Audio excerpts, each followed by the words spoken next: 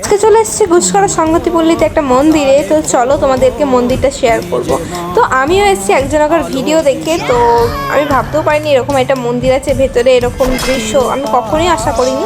তো তার ভিডিওতে দেখে আমরা তার পরের দিন চলে আসি গুসকরা এই মন্দিরে। তো চলো তোমাদেরকে নিয়ে যাই এই মন্দিরটায়।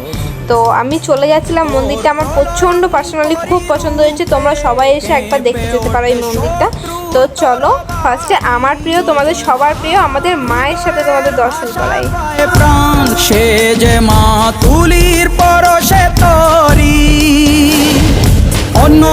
তারপরে মাকে একটু ভক্তি ভরে প্রণাম করছিলাম, কপাল ঠুকে ঠুকে, মাথা ঠুকে ঠুকে, যেন আমার পরীক্ষাটা ভালো হয়ে যায়। তো দেখো মাকে একটু প্রণাম করলাম, মায়ের মুখটা দেখে যেন বুকটা জুড়িয়ে গেল। তো তারপরে সবার প্রিয় বাবা ভোলেনাথের মন্দিরেও গেছিলাম। তো দেখো ভোলেনাথের কাছেও সেমভাবে আমি একটু প্রণাম করে নিলাম। তো তোমাদের কার কার শিব ঠাকুর ভালো লাগে সেটা কমেন্টে বলো, ঠিক আছে? তো তোমরা বাঙালিরা বলো তো কারা কারা শিব ঠাকুরের পুজোর দিন শিব ঠাকুরকে ভালোভাবে পুজো দাও।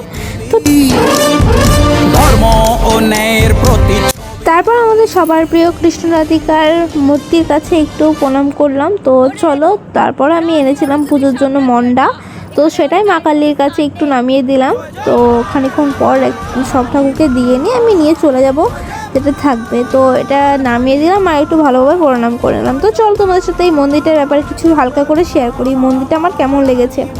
তো এই মন্দিরটা আমার প্রচণ্ড পছন্দ হয়েছে, আর এই যে এই জায়গাটা তো আরও পছন্দ হয়েছে আমার।